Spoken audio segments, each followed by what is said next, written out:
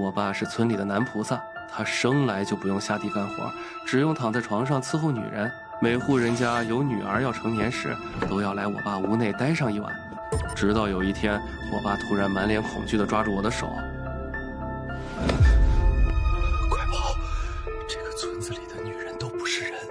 我们村里并不富裕，可我爸每天吃的却是山珍海味。我媽每天要幹3份活，賺錢給我爸買大魚大肉，可這些魚肉只有我爸一個人能吃，我媽不准我吃，連她自己也不碰。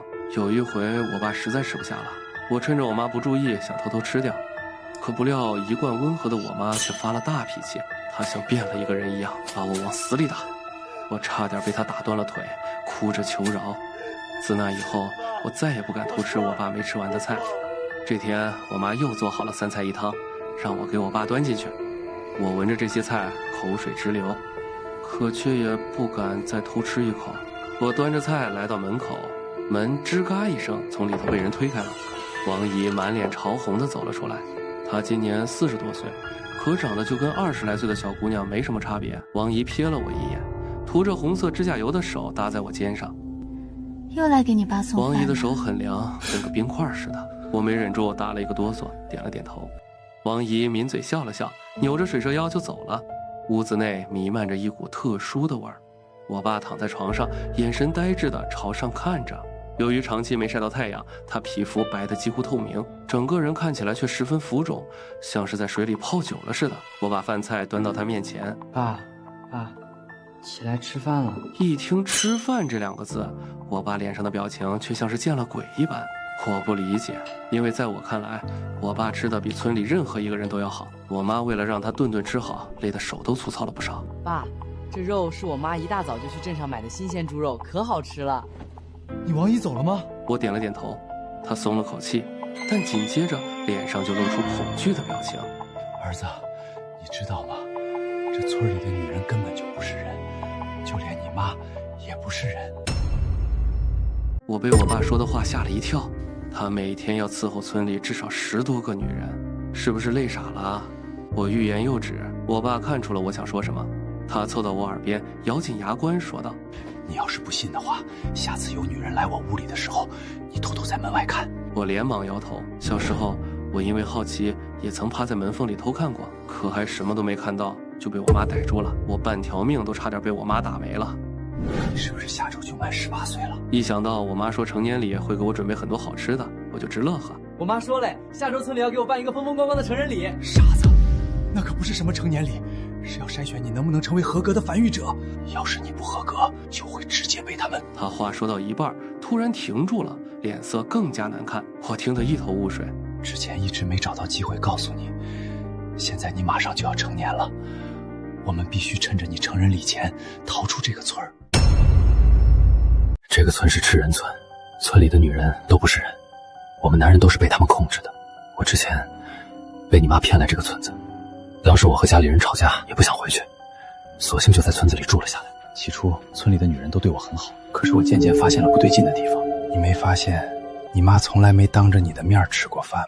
我愣住了，我一想還真是，每次我媽做好飯後都讓我先吃，她說她吃我剩下的就好。我以為我媽疼我，也就沒放在心上，所以這麼久了，我還真沒看過她在我面前吃飯。我爸眼神閃爍着古怪的光。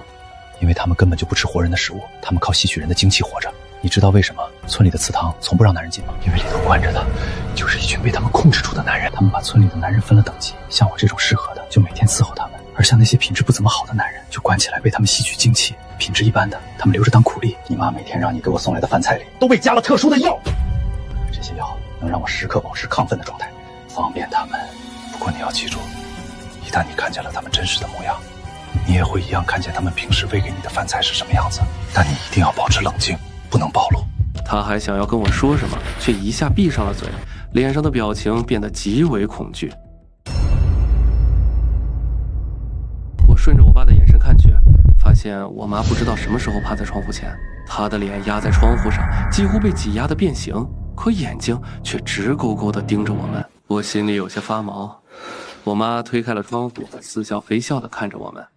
你們父子倆難得聊那麼久，你爸跟你說什麼呢？就瞎聊唄。或許是我爸的話影響了我，我覺得我媽的眼神瞧着十分瘆人，甚至有種陰森森的感覺。我幾乎是逃也似的離開了我爸的屋子。我回到自己房間後，冷汗直冒。記得我小時候，我和村里的李鐵柱偷偷去过一回祠堂。李鐵柱先翻牆進去，我守在外頭把風。可我等了很久，也沒見李鐵柱出来。那時候我等得不耐煩了，乾脆就回家了。可沒想到第二天就得知了李鐵柱在河裡溺死的消息。當時我還十分愧疚，可現在結合我爸的話一想，我後背冒起一股惡寒。李鐵柱難道不是溺死，而是在祠堂裡看見了什麼？也就在這個時候，我突然感到一股毛骨悚然的視線，像是有什麼人正在盯着我看一樣。我扭過頭，原本合攏的門不知什麼時候開了一條1指寬的縫隙，一只眼睛暴露在門縫中。我媽也不知道站在那儿多久了，面無表情地透過门縫看我，我嚇得差點從床上彈起来，又強裝鎮靜。媽，你幹嘛？我媽推门走了進来，她身上繫着圍裙，圍裙上多出了一片深紅色的污渍，明明之前圍裙上是沒有的。我的眼神落在了我媽的手指甲蓋上。我媽是村里人，可却喜歡留着長指甲。她說女人天生愛美，喜歡留指甲。以前我覺得挺正常的，我媽以前也是個年輕女孩，可現在我卻直突突。一個恐怖的念頭在我心底浮現，萬一我媽的指甲天生就這麼長呢？我媽在我床邊坐下，伸手就摸我的腦袋，她長長的指甲從我臉上劃過，我從未感覺到如此毛骨悚然過。你爸是不是和你說了什么不該說的？没有啊。我媽嘆了口气，你这孩子從小就不會撒謊，你爸是不是和你說了，村裡的女人都不是人？看來你爸的病又嚴重了。你爸16歲和我到村子裡時還是個正常人，可有一天他突然發病了。你爸發病時經常說胡話，我不讓你吃那些飯菜，是因為裡頭專門治療你爸的病的藥。可沒想到這麼多年過去，你爸的病是越來越嚴重了。媽，那村裡的祠堂又為什麼不讓我們男人進？那是我們老祖宗定下的規矩，這麼多年了，一直都是這麼過來的。我們村裡的人一直很信老祖宗定下的規矩，包括每次都得選出一個男人伺候村裡的女人，也是規矩。我媽這麼一說，似乎也合情合理。你還不信媽媽？我看着她，心裡不免愧疚。我出生後，我爸就一直躺在那屋子裡，基本上都是我媽養活我的。小時候我連續高燒不退，是我媽一整晚沒合眼照顧我。媽，我沒不信你。媽去給你做飯。就在這時，我聽到外頭傳來了點動靜，我探出腦袋，看見孫姨挽着自己女兒的手來了。孫姨的女兒叫陳小曼，長得嬌豔欲滴。我這會兒正處於情竇初開的年紀，陳小曼曾多次出現在我夢裡。陳小曼是來找我的嗎？我心跳有些快，可孫姨卻挽着陳小曼往我爸那屋走去。我這才想起，陳小曼昨天剛滿18歲，成年後的女孩都得去我爸屋子裡。我腦子裡又想到了我爸說的話，我媽還在廚房裡做飯，我一咬牙就偷偷跟了出去。孫姨和陳小曼已經進我爸屋子裡了，我躡手躡腳地趴在門口，豎起耳朵聽着。裡頭剛開始沒什麼動靜，沒一會兒就傳來了有些奇怪的聲響。我臉有些燥熱，但還是硬着頭皮繼續聽。我膽子逐漸大了起來，又輕手輕腳地推開一條門縫往裡看去。孫姨和陳小曼兩人都騎在我爸身上，閉着眼睛，滿臉通紅，並沒有任何不對勁的地方。看來我媽說的都是真的，我爸的腦子的確壞了。我準備離開，要是被我媽發現了，又得挨打了。可下一秒，我卻看到了令我極為驚恐的一幕：陳小曼的眼睛突然變成了血紅色，整張臉的表情變得猙獰起來。她張開嘴，卻沒有發出任何聲音。我爸原本臉上享受的表情瞬間煞白無比，他瞪大雙眼，眼睛幾乎都快要突出眼眶外頭。我捂住嘴，不敢發出一點聲音。陳小曼身上的氣息變得陰冷異常，仿佛有什麼東西正從她體內往外滲透。我爸身體抽搐般的彈動着，顯然痛苦到了極點。可陳小曼卻發出了嬌嫩的聲音。緊接着，孫姨的眼睛也變成了血紅色。正當我看得心驚肉跳的時候，陳小曼突然停住了動作，她恢復成了正常的模樣，轉頭跟孫姨說着什麼。我聽到她的語氣十分詭異：“媽，外頭好像有人偷看呢。”一瞬間，我心臟差點都停止了跳動。孫姨和陳小曼猛地扭過頭來，還好我動作快，早就躲到了後頭的草叢裡。緊接着，我就看到陳小曼的腦袋從門縫裡鑽出來，準確來說是硬生生擠出来的。他的腦袋先是被擠到變形，又很快恢復了原狀。陈小曼的眼睛飞快地左右轉動着，那根本不是人類的眼睛能移动的速度。難道我剛剛聽錯了？他縮回了腦袋，我渾身被冷汗弄得濕透，幾乎是連滾帶爬地從草叢裡鑽出來，往家裡跑去。這時，我媽剛做好飯出來。怎麼這麼多汗？臉色還這麼差？我媽放下碗筷，朝着我走了過來。我心臟跳得飛快，此刻內心只有恐懼。我爸說的都是真的，孙怡和陈小曼是怪物，村裡的女人應該也都是怪物，包括我媽。我强裝鎮定，連忙說是天太熱了。你後背好涼，不像是熱的。我媽的手跟冰塊一樣，她長長的指甲在我後背有意無意地劃過。我一哆嗦，我媽咧嘴笑了。她笑起来和平时一點都不一樣，嘴角弧度上揚的非常大。你是不是剛剛去你爸那屋了？我差點嚇得半死，但臉上卻不敢露出絲毫破綻。我連忙搖頭說沒有。我媽哦了一聲，倒也沒繼續追問下去。她在圍裙上擦了擦手，我發現她圍裙上的暗紅污渍比之前更深了。吃飯吧，我給你做了新鮮的老母雞湯。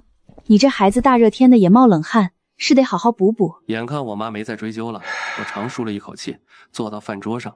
我媽掀開鍋蓋，一股香味混合着熱氣飄了出來。我心裡害怕，就算再香，聞着也沒胃口。我媽十分貼心地給我撈了一碗湯，我看了一眼，臉上的表情差點沒繃住。這哪是雞湯，分明是一碗泛着暗紅色的渾濁湯水，散發着一股腐爛的腥臭味。我胃裡一陣翻江倒海，差點就吐出來。我媽臉上的笑容卻加深了。趕緊趁熱喝啊！我想起我爸說的話，一旦我看見了真相，我就能識破他們設置的障眼法。這個時候我一定要保持冷靜，絕對不能讓他們看出來我已經發現了真相。可我盯着這碗泛着腥臭味的湯，卻是怎麼也喝不下口。也不知道什麼時候，我媽站在了我的身後，她整個頭垂了下來，長長的指甲搭在我肩膀上，挨着我很近。怎麼了？以前你不是最爱喝我做的雞湯嗎？還是說，是這碗雞湯有什麼不對勁嗎？此刻我每個毛孔都在往外散發着寒意，我害怕到了極點。我心裡很清楚，這碗湯我今天是必須得喝了。我一咬牙端起湯，屏住呼吸，咕嚕一下就連喝了幾大口。那種黏膩腥臭的感覺讓我想立刻吐出來，我硬生生的忍住了。我媽見我喝了，才恢復了以往的溫柔表情。好喝嗎？我忍着惡心點頭。我媽拍了拍我的肩，讓我喝完，然後她去廚房收拾碗筷了。我趁着她離開的功夫，趕緊偷偷把剩下的湯倒了。這時，我聽到外頭我爸那屋傳來開門聲，陳小曼和孫怡面色紅潤的走了出來。他們比進去之前看上去要更加風情萬種了。陳小曼也看到了站在窗戶前的我，她對我露出一個羞澀的微笑，喊了一聲遠子哥。此時的她看上去就跟普通剛成年的少女沒什麼區別，可我卻一點也笑不出來。我沒忘記她變成怪物的樣子有多麼恐怖。小曼，要不要找小遠玩會兒？媽就先回去了。你們兩個從小一起長大，我還記得小遠小時候說過要娶你呢。啊！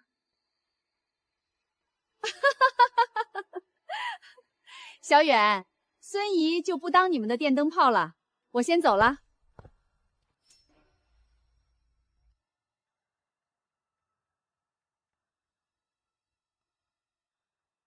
要是以往，我心裡別提多高興了。可我現在看見陳小曼的臉，內心就只有恐懼。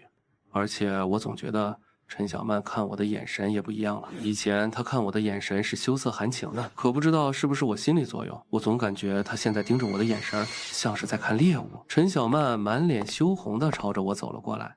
小遠，帶小曼回你房間坐坐。我硬着頭皮和陳小曼來到房間，可不料陳小曼剛進去，我就听到咔嗒一声，是门反鎖的声音。小遠哥，這下沒人和我搶你了。我心裡咯噔一聲，第一反應就是要翻窗逃跑，但下一秒陳小曼又笑了起來。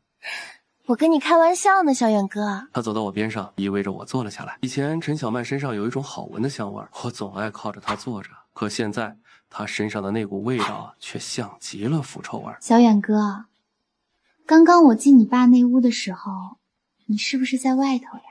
他的手輕飄飄地搭在我大腿上，我注意到他的指甲也很長，很鋒利。我本來想着給我爸送點吃的，可見到你們進去了也就回來了。你難道忘記小時候我偷看被我媽打個半死嗎？我可不敢了。也是，小遠哥，成人禮之後你會不會來我家提親啊？要以往我早就美滋自己了，可現在我滿腦子都是成年禮可能會發生可怕的事情。我心不在焉地應付了陳小曼幾句，陳小曼有些失望，也就沒待多久離開了。等她離開後，我媽又讓我給我爸送點水果過去。我看了眼她切好的水果，又差點沒吐出來。我終於明白我爸為什麼那麼抗拒吃我媽做的東西。這些切好的水果裡頭散發着一股難聞的腥臭味，表面還有暗紅色的斑點。一想到我和我爸這麼多年就吃的這東西，我捏緊了拳頭。我端着果盤推開了我爸那屋的門。我爸一聽見門開的聲音，身子猛地哆嗦了一下。當他看見是我的時候，臉上恐懼的表情才散去。我爸的臉和身子比之前更加浮腫了一些。一想到陳小曼對我爸做的那些事，我就心疼得不得了。我向外望，確定外頭沒人之後，才帶着哭腔喊道：爸，我都看見了，我現在相信你說的話了。我們現在應該怎麼辦？小遠，我們得趁着今晚逃走。我爸用力地抓住了我的手，他的手滑腻腻的。我低頭一看，竟看見我爸的皮膚像是會呼吸一樣上下起伏着，裡頭似乎有什麼東西在蠕動。他們到底是什麼東西？每到夏季，就是這些女人的繁衍季，她們會吸取適合的男人的精氣。我現在的身體裡早就被他們折騰得不成樣子了。那我又是怎麼來的？小遠，你不是我和你媽親生的，你是她在村附近撿到的孩子。這麼多年，我也早把你當成自己的孩子。這次咱們逃出去的話，我們倆就在城裡一起生活。得知我不是我媽生的，我反而鬆了口氣，至少我不是怪物的孩子。可我們要怎麼逃出去？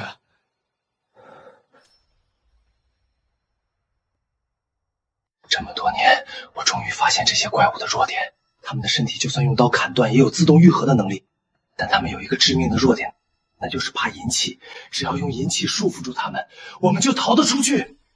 你是說讓我用阴氣對付我媽？我腦海裡瞬間閃過以前她對我好的畫面。小時候，她搖着扇子，唱着搖籃曲哄我入睡。我在電視裡看到城裡小孩都有漂亮書包，第二天就看見我媽滿頭大汗的提着書包出現在我面前。雖然我已經知道她是怪物，可如今讓我對她動手，我竟有些猶豫起來。我爸看出了我的猶豫。小遠，他對你好，只是因為你有可能是合格的繁育者，並不是每一個男性的身體都適合，像我這種適合的幾乎是少之又少，所以他們不斷的要從村外誘騙男性進來，然後圈養起來。如果你不制服他，那死的就是我們。我猛地一個機靈，是啊，我爸說的對，成年禮是他們給我定等級的時刻。如果我不適合，運氣好點，我被留着當苦力；可運氣差點的話，我就會被他們一直控制住。就算為了我爸，我也得帶他逃出這個村子。我和我爸約好了凌晨2點逃跑，他告訴我，這個村子的女人非常團結，一旦發現有人逃跑，他們必然會選擇先追捕，到時候我們趁着夜色逃跑，就沒人顧得上我們了。等我走後，村裡又有2個女人走進了我爸的屋子。我暗自握拳，今晚一定要帶着我爸逃離這個村子。由於腦子裡全想着逃跑，我心不在焉的樣子還是被我媽發現了。小遠，我總感覺你今年不對勁。沒有啊，以前暑假你滿村跑，現在整天悶在屋裡。我是你媽，我最了解你，你有什麼變化我還能看不出嗎？我知道他的關切是假的，他只是在試探我。你中午從你爸那屋子回來後，整個人就不对勁了。小遠，媽都說了你爸有癔症，不管他跟你說什麼，你可不能放心裡啊。我在心裡冷笑一聲，我分明都看見了你們這些怪物的樣子。小遠，明天媽帶你去醫院看看，你爸這病会遺傳，媽怕你也……怎麼可能？你爸發病時總說村裡的女人是怪物，說飯菜是腐爛的，還說祠堂裡關着男人，醫生說這病可能遺傳給下一代。小遠，你要是也看到那些東西，一定要告訴媽，也許還有得治。一時之間，我徹底懵了。我努力告訴自己，這一定是我媽騙我的，她故意試探我，想讓我露出破绽。我裝作我爸什麼也沒告訴我的樣子。媽，那祠堂裡到底有什麼？你要真想去看，我也不是不能偷偷帶着你去。這本來就是村子100年來的規矩而已，誰也不知道当初老祖宗为什麼定下這種規矩。小遠，那就是一個普通的祠堂而已。我當即就表示要去看看，我媽還真答應帶着我去了。我跟在我媽後頭往祠堂走去，越往祠堂走，我心跳得越快。萬一這是我媽的詭計呢？可我心想，我還沒到成人禮，她應該不會現在就對我下手。終於，我們到了祠堂門口，我媽環顧四周，快速小聲說道：“現在沒人，我在這守着，你快點進去。”我鼓起勇氣走進祠堂，可一進去我傻眼了。這的確就是一個普通的祠堂，祠堂裡擺放着很多先祖的牌位，上面供奉着很多已經燃燒了的香。除此之外，祠堂裡根本就沒有任何特別的地方，連一絲血腥味都沒有。我不死心，又裡裡外外查看了一遍，確實是沒有任何奇怪的地方。等我準備出去的時候，我聽到外頭我媽在跟孫姨說話。小遠這孩子難道也發病了？他爸當時就在成年世時發病的。我也不確定，他爸當時差點對我動手，就怕小遠這孩子做出什麼錯事。可我問他，他卻什麼也不說。真是辛苦你了，還是等明兒帶小遠去城裡的醫院看看吧。我站在那兒，陷入了巨大的迷茫和困惑。難道我和我爸真的有病？從祠堂出來後，我魂不守舍的，我盯着我媽的背影，心裡十分迷茫。我看到的到底是真是假？這麼多年，我媽養我的辛苦不是演出來的。村裡人也對我很好，平日裡村裡的男人看着也沒有任何異樣。要是這些女人真是怪物，她們難道不會想着逃跑嗎？一時之間，我又開始懷疑起來。到了晚上，我媽做好晚飯，又讓我給我爸送去。我爸的樣子比下午更加虛弱了，他眼睛下面一圈濃黑，看着像是將死之人一般。小遠，你做好準備了嗎？我支支吾吾說不出話。一定是你媽又對你說我是得了癔症，你也犯病了吧？所以你才會看到村裡的女人變成怪物，飯菜也變成了腐爛的東西。她是在騙你。這些怪物最擅長的就是騙人了。可我去看了村裡的祠堂，那裡沒什麼特別的，也沒關着男人。每次村裡有男人成人禮的時候，他們都會提前把祠堂裡的人轉移走。他之所以能帶你去看，就是知道那些人已經被藏起來了。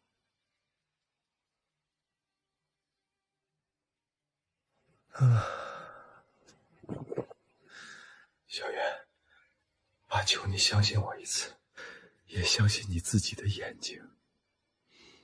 凌晨1點，我偷偷溜進我媽的房間，手裡攥着一串銀鏈子。這是我爸藏了很久的東西，他說是當年進村時帶來的。我媽緊閉雙眼，呼吸均勻，顯然正在熟睡。我心一狠，悄悄靠近她。我手裡握着银鏈子，遲遲掏不下去。萬一是我真的犯病了呢？這可是我媽啊，這是讓我親手對付她。我臉皮瘋狂地顫動着，手也止不住地顫抖。可一想到我爸那痛苦的模樣，我最終還是咬了咬牙，將銀鏈子輕輕繞在了我媽的手腕上。銀鏈子剛碰到我媽的皮膚，就猛地睜開了眼。她難以置信地盯着我，臉上的表情既絕望又悲傷。銀鏈子接觸到的地方開始冒出細微的白煙，發出滋滋的聲響。我媽發出痛苦的悶哼聲，可她卻沒怪我，只是喊着讓我快跑。小遠，媽不知道你為什麼這麼做，你快跑啊，別管我了。我想跑，可腳卻怎麼也邁不開。看着我媽痛苦的樣子，我終究是不忍心。很快，我把銀鏈子從她手腕上取了下來。我媽的手腕上留下一圈焦黑的痕跡，她奄奄一息地看着我，可卻沒半點怪我的意思，反而伸出手，顫巍巍地摸了一下我的臉。這一刻，我嚎啕大哭起來。我們的動靜很快吸引來了村裡人，他們趕緊把我媽送去了醫院。我坐在救護車上，看着已經陷入昏迷的我媽，手足無措。你媽這輩子是欠你們父子倆的。我當時就說了讓她打掉肚子裡的孩子，可她非不聽。你就算發病了，那你媽這麼多年對你的好你都忘了。孙姨，對不起。对不起这话留着等你媽醒來親自說給她聽吧。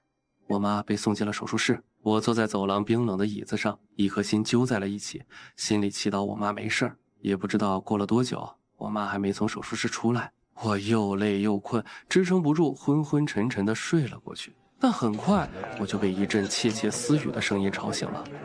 也不知道什麼時候，坐在我身邊的孫姨不見了，走廊裡的白熾燈一亮一滅，發出滋滋的電流聲。醫院裡一片死寂，之前還有些其他病人的說話聲，現在卻全消失了，唯有手術室的燈還亮着。我起身往手術室走去，也不知道為什麼，手術室的門敞着一條縫隙。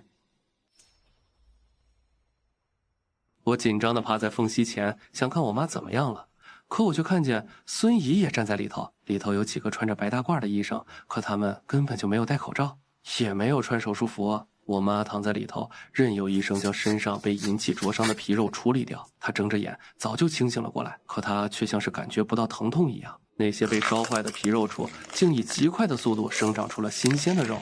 孫姨陰恻恻地笑了起來。上就要到小遠的成人禮了，他把身上的營養也被我們吸收的差不多了，你可真不小心，差點就讓小遠用靈氣傷了你。我腳底一陣發涼，仿佛被釘在了原地。我媽笑了起来。要不是我用了这苦肉計，這孩子總想着跑走。他的成人禮之前可別出什麼意外。他的嘴角完全裂開到耳下，眼睛變成了血紅色，散發着詭異的光。緊接着，那些醫生的眼睛也變成了血紅色。孫姨問：萬一小遠不適合做繁育者呢？我媽詭異地笑了起來。養了這孩子這麼多年，我們也不能白養。理智告訴我，我應該逃跑，可我的腳卻像是灌了鉛，無法動彈，後背早已全是冷汗。我又被這些怪物騙了，他們是真的怪物，就連這些醫生也是怪物。我用力地咬住舌尖，疼痛讓我恢復了一點理智。我轉身就要跑，可不料我卻看到陳小曼從電梯裡出來，她咧嘴笑着看着我。小遠，你要去哪裡？我驚恐地扭過頭，手術室的門打開了，裡頭的幾人都齊刷刷地看向我，臉上掛着怪異的笑。我尖叫着發了瘋地撞開陳小曼，往外跑去。可很快脖子處傳來一陣刺痛，幾個白大褂將我按在了身下，說我發病了，已經給我注射了鎮靜劑。我的意識和視線逐漸模糊起來，模糊之間，我看見我媽還躺在手術室的床上，她身上插着管子，並沒有醒，被灼傷的皮膚也沒有恢復。陳小曼流着眼淚，痛苦地看着我。小遠哥，你和叔叔一樣癔症發作了。孫姨站在我旁邊唉聲嘆氣，求醫生一定要治好我。這一刻，我又搞不清楚到底是我瘋了，還是這些怪物又在演戲。很快，我就失去了意識。我醒來的時候，發現自己躺在一張陌生的床上，天花板是白色的，空氣裡有消毒水的味道，是醫院。我猛地坐起來，渾身上下檢查了一遍，沒有傷口，沒有被綁住，一切正常。窗外陽光刺眼，樓下有汽車鳴笛的聲音，這不是村裡的醫院。我鬆了口氣，可緊接着心臟又提到了嗓子眼兒。我是怎麼逃出來的？我只記得自己被按在地上，脖子上傳來刺痛，然後就什麼都不知道了。門被推開了，進來的是一個穿着白大褂的中年男人，戴着眼鏡，看起來斯斯文文的。他笑了笑：醒了，感覺怎麼樣？我警惕地盯着他。你是誰？我怎麼會在這裡？他在我床邊坐下。我叫周明遠，是市里精神科的醫生。你是被當地衛生院轉院過來的，說是癔症發作，伴有暴力傾向。我愣住了。轉院？誰把我轉來的？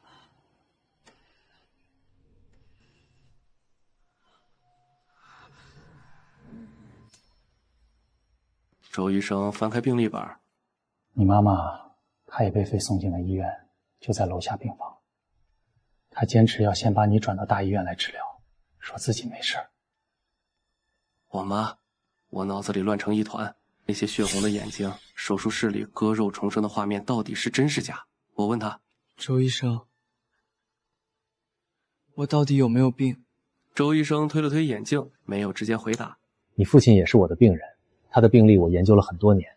你們家族確實有遺傳性精神疾病的可能，主要表現為幻覺、被害妄想、飲食障礙等。但你目前的情況還不算嚴重，只要積極配合治療，完全可以恢復正常生活。我沉默了。我能見見我媽嗎？周醫生帶着我下了樓。當然可以，不過她現在還在恢復期，你最好不要刺激到她。推開病房門的時候，我看見我媽半躺在床上，身上纏着繃帶，手腕上還包着紗布。她看見我，眼淚一下子就掉了下來。我站在門口，腳像釘在了地上。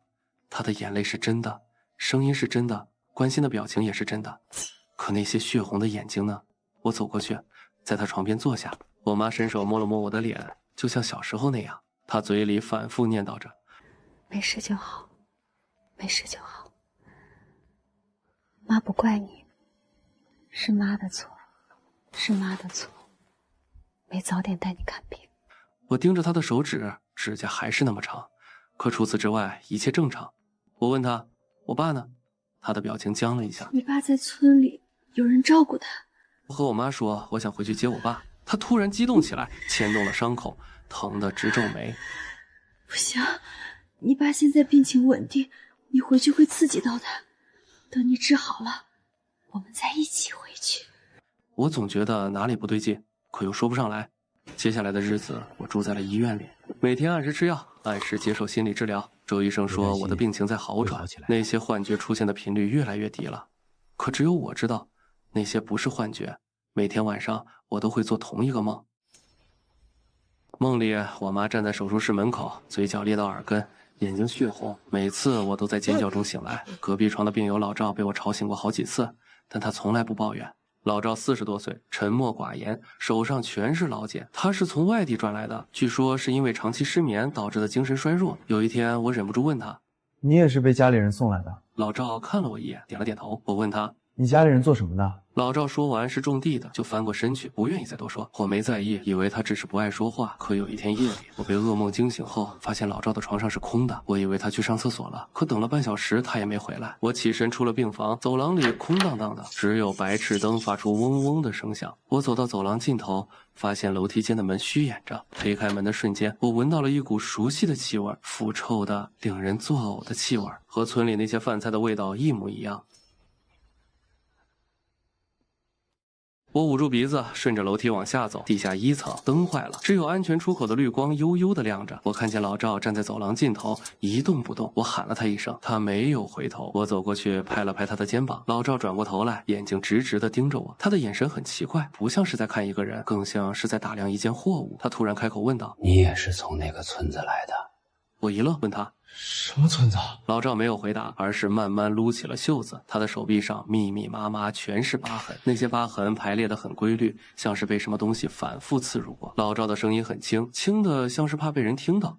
“你知道這些是什麼嗎？”我搖了搖頭。他說：“是針眼，他們用很長的針從我身體裡抽東西。”我問他他們是誰，老趙沒有回答，而是轉過身去，慢慢往回走。走了幾步，他突然停下，頭也不回地說：“別相信這裡的醫生，他們和村裡人是一夥的。”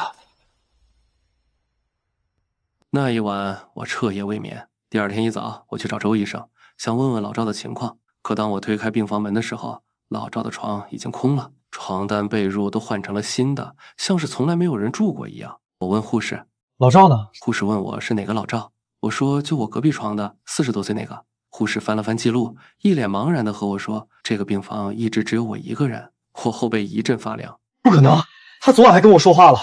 護士關切地問我，是不是又出現幻覺了？要不要叫周醫生來？我張了張嘴，最終什麼也沒說出來。回到病房後，我蹲下來看了看老趙床底下的地板，灰塵裡有一個清晰的煙頭燙痕，是老趙每晚偷偷抽煙留下的痕跡。我不是幻覺，他真的存在過。可他去了哪裡？為什麼所有人都說他不存在？我心裡冒出一個可怕的念頭，老趙說的可能是真的，這裡的醫生和村裡人是一夥的。我開始偷偷觀察周圍的一切。白天我表現的一切正常，按時吃藥，配合治療。晚上我不再睡覺，而是豎起耳朵聽走廊裡的動靜。第3天夜裡，我終於等到了。凌晨2點，走廊裡傳來了輕微的腳步聲，不是護士巡房的那種腳步聲，是刻意放輕的鬼鬼祟祟的脚步声。我透過門縫往外看，2個穿着白大褂的男人推着病床走過來，病床上躺着一個人，被白布蓋住了臉，但露出來的那只手我認得，是老趙的手。那雙布滿老茧的手，食指和中指之間有一塊明顯的黃色烟渍。我捂住嘴，不敢發出一點聲音。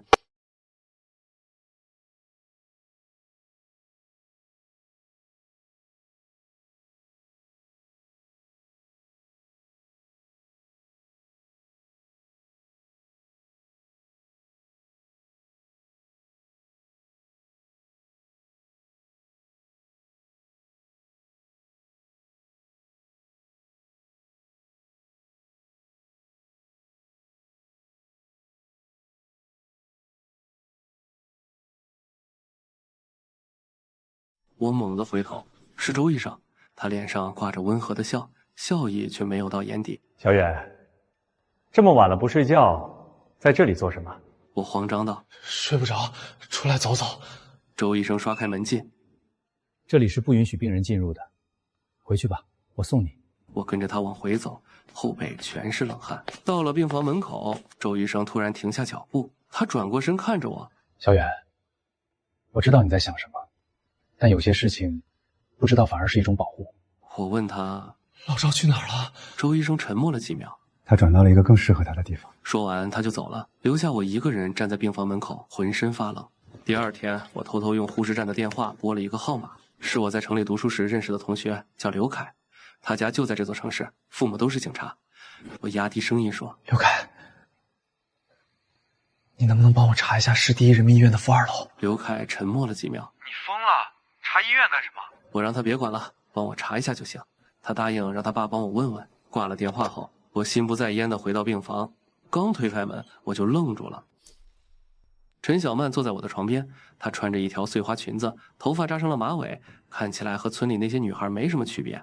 她站起來，眼圈紅紅的：“小遠哥，我來看你了。”我慌張地問：“你怎麼來了？”她走過來拉住我的手：“阿姨說你病了，我放心不下。小遠哥，你什麼時候能好起來？村裡人都很想你。”她的手還是那麼涼，我強忍着甩開的衝動，勉強笑了笑：“快了。”陳小曼靠在我肩膀上：“那就好。小遠哥，等你好了，我們就結婚好不好？”結婚？我腦子裡閃過那些血紅的眼睛，胃裡一陣翻湧。小曼，我現在不想談這個。她抬起頭看着我，眼裡有淚光。為什麼？你是不是不喜歡我了？我搖了搖頭。她笑起來：“那等你好了，我們就訂婚。阿姨已經同意了，孫姨也同意了。”我媽同意了。我心裡咯噔一聲。我媽同意什麼了？陳小曼歪着頭看着我：“同意我們結婚啊，小遠哥，你不高興嗎？”我看着她的臉，那麼漂亮，那麼溫柔，和正常的女孩沒有任何區別。可我知道，那張漂亮的皮囊下面藏着什麼。我違心地說：“高興。”陳小曼滿意的笑了，在我臉上親了一口。“那我等你。”她走後，我癱坐在床上，渾身發抖。他們在安排婚事了。這意味着什麼？意味着我已經通過了篩選，成了合格的繁育者，還是說他們根本就沒打算讓我活着離開？劉凱的電話是在3天後打來的，他聲音嚴肅：“遠子，你跟我說實話，你到底在查什麼？我爸說市第一人民醫院的負2樓根本就沒有備案，圖紙上顯示那棟樓只有負1層，負2層是不存在的。”我心臟猛跳。劉凱壓低聲音：“但我爸同事說，2年前有人報警說負2樓非法拘禁，可去查時什麼都沒找到。後來報警的人失蹤了。遠子，你到底惹上什麼事兒了？要不要我讓我爸介入？”我攥緊了電話，指節發白。先不要，你再幫我查一下我爸媽的身份信息，還有我是從哪兒來的。掛了電話後，我坐在床邊，腦子裡亂成一團。負2樓不存在，可老趙確實被推去了那裡。那些聲音，那些穿着白大褂的人，如果醫院是正常的地方，為什麼要隱瞞負2樓的存在？除非那裡藏着不能被外人看到的東西。這天晚上，我做了個決定，我要去負2樓，不管下面有什麼，我都要親眼看到。凌晨1點，我起床穿好衣服，把枕頭塞進被子裡，偽裝成有人在睡覺，然後我溜出病房，直奔樓梯間。負2樓的樓梯間門還是鎖着，但我早有準備。我從護士站偷了一張门禁卡，滴的一聲，門開了。走廊裡的燈沒有開，只有安全出口的綠光。我摸黑往前走，每一步都小心翼翼。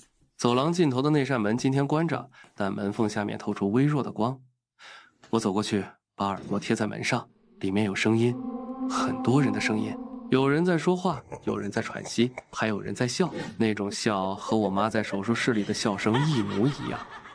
我渾身汗毛豎起，可我沒有逃跑。我深吸一口氣，伸手推開了门。门後的场景我這輩子都不會忘記。這是一個很大的房間，至少有上百平米。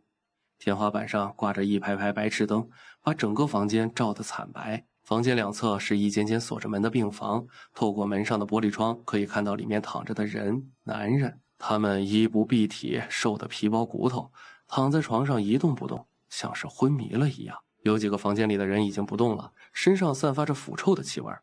房間中央是一張病床，上面躺着一個男人，幾個穿白大褂的人圍在旁邊，他們的眼睛變成了血紅色，直直地盯着病床上的男人。男人的嘴被堵住，發不出聲音，只有眼淚不停地往下流。我認出了那個男人，是老趙。我大喊一聲，衝了進去。幾個白大褂轉過頭來，臉上沒有任何表情，他們的眼睛是純黑色的，沒有眼白。其中一人發出尖銳刺耳的聲音，說來了一個不聽話的，是周醫生那邊的病人。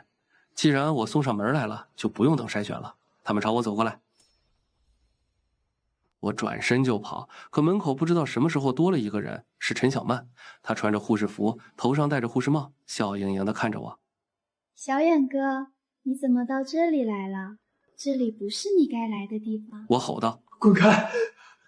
陳小曼歪了歪頭，嘴角慢慢裂開，眼睛變成了血紅色，散發着詭異的光。小遠哥，你不是說要和我結婚嗎？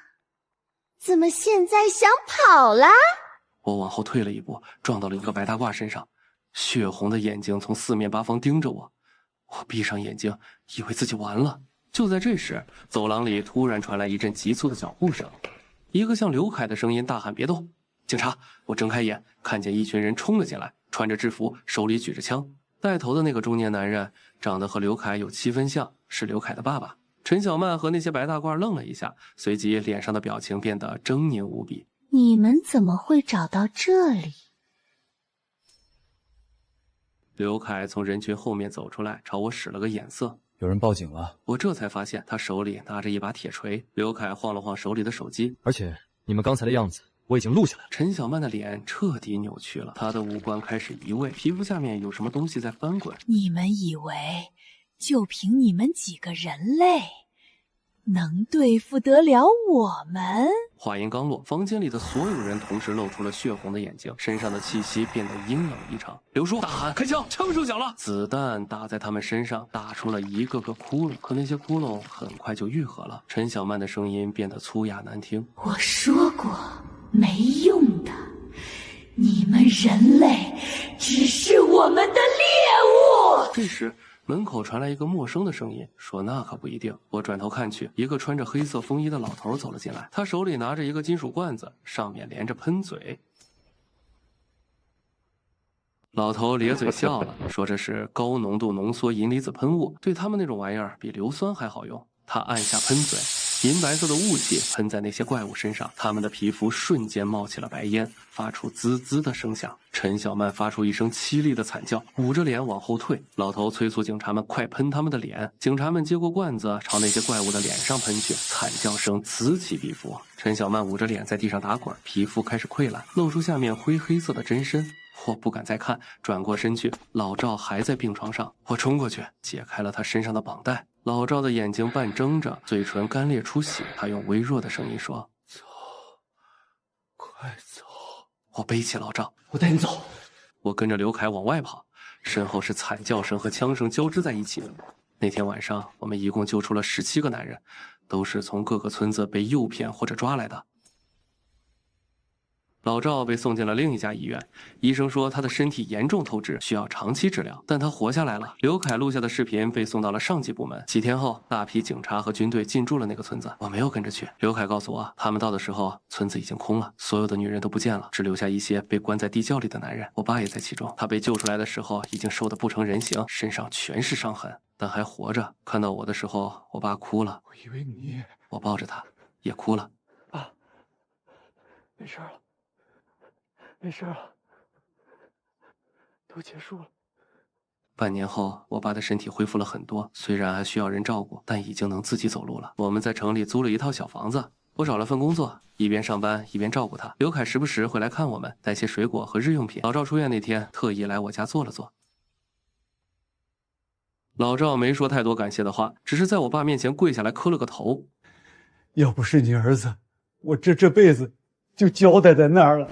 我爸把他扶起來，兩個男人相視無言，眼眶都紅了。有一天晚上，我做了一個夢，夢裡陳小曼站在村口，嘴角裂到耳根，眼睛血紅。可這次我沒有害怕，因為天亮了，陽光照在他身上，他尖叫着化成了灰燼。我醒過來，窗外確實有陽光。劉叔後來告訴我，全國類似的村子還有好幾個，都在陸續被清理。那些東西到底是什麼，從哪裡來，沒有人說得清楚。但他們怕银氣，怕银离子噴霧，也怕光。最重要的是，他們怕被发现。